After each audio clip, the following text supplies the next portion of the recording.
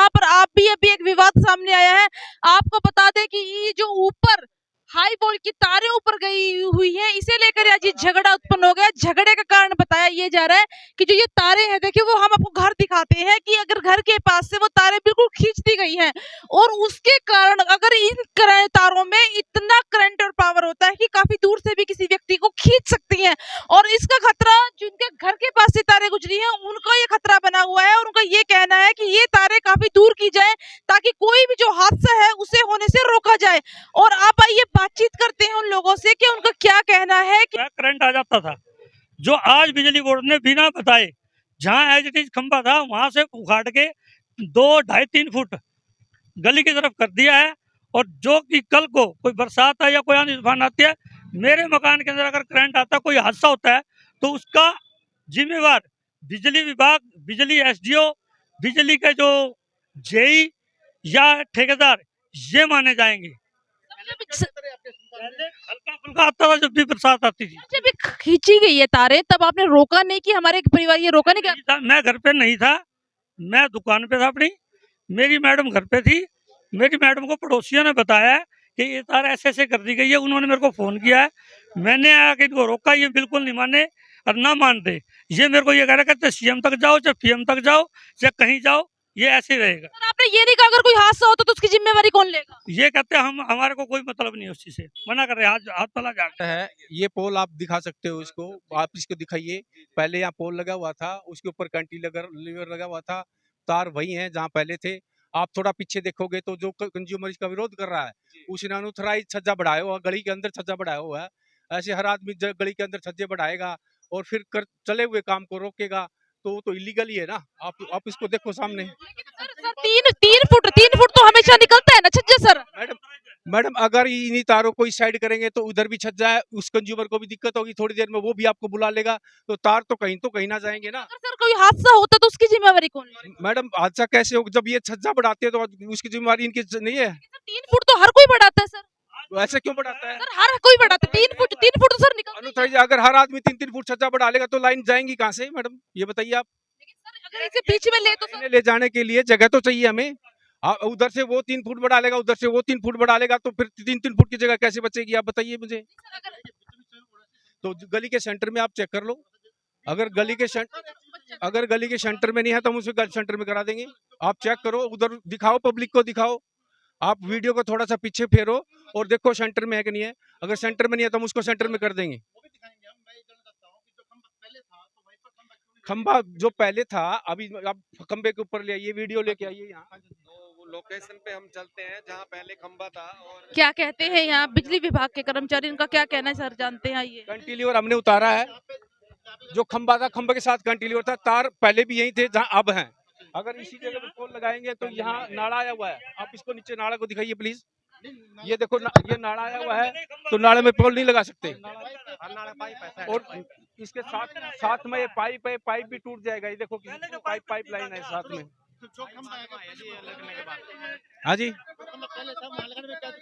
खंबा लगाने में ये दिखाओ ना, नीचे दिखाओ आप। पाइप है और ये नाड़ा है, इसलिए खंबा नहीं लग सकता।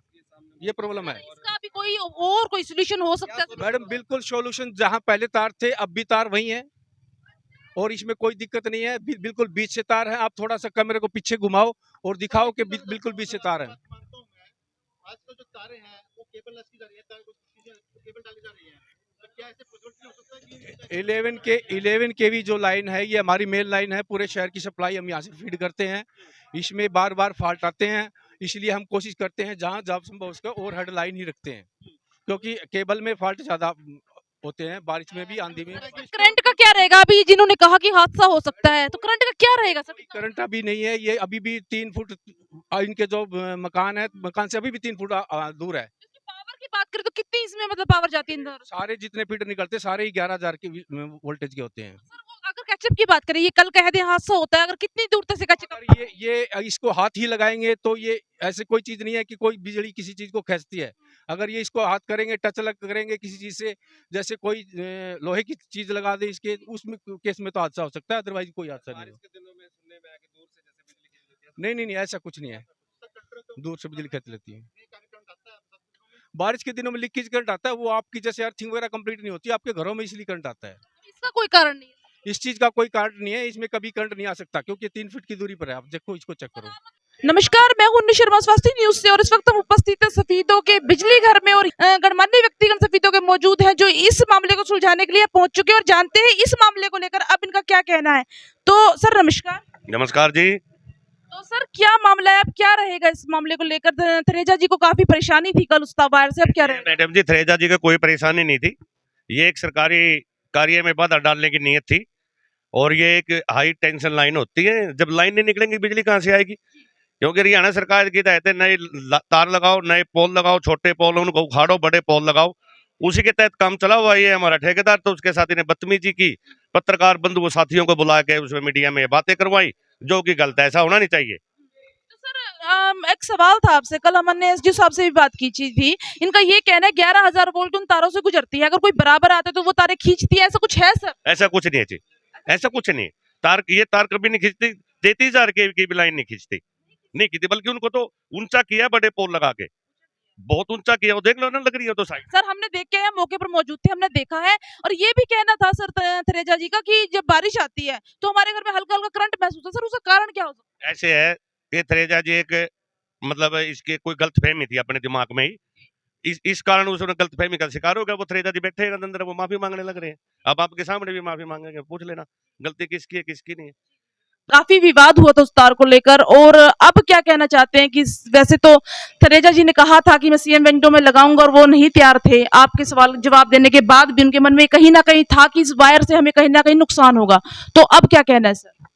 थरेजा जी ने अभी मेरे पास आए हैं और उन्होंने बताया है कि मेरे को कल किसी ने बहका दिया था, जिसकी वजह से मैंने सारा ये गुस्से में कर दिया और ये इन्होंने आके अपनी गलती को एक्सेप्ट किया है और जो ठेकेदार का जो सामान इन्होंने उठाया था वो वापस कर दिया है और इन्होंने लिखित में माफ़ीनामा दे दिया है।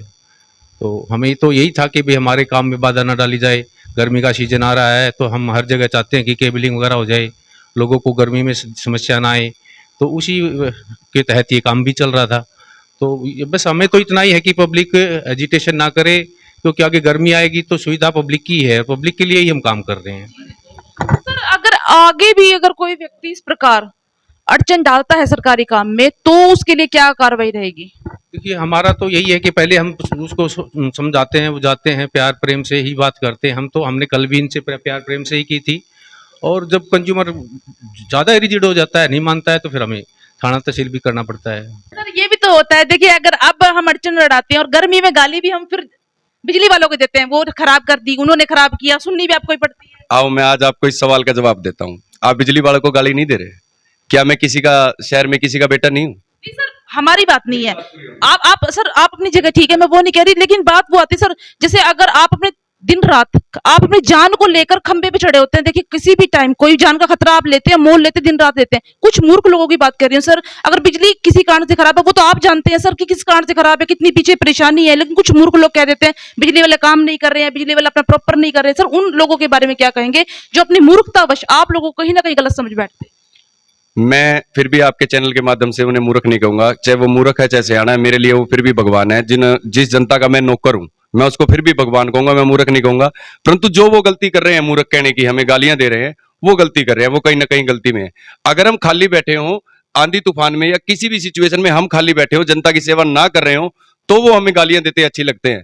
हमारे अधिकारी से शिकायत कर सकते हैं, ऊपर कर सकते हैं, परंतु मैं आपको आश्वासन दिलाता हूं भाई, हमारे सपीदो बिजली बोर्ड के अंदर जो 400 कर्मचारी हैं, कोई भी निठल्ला कर्मचारी नहीं है, ईमानदारी से सभी काम कर रहे हैं। एक दो कर्मचारियों की हम नहीं कह सकते, पांचों उंगलियां बराबर नहीं होती, परंतु 99.9% कर्मचारी ऐसे हैं जो बिल्कुल मेहनत, ईमानदारी और लगन से काम कर रहे हैं।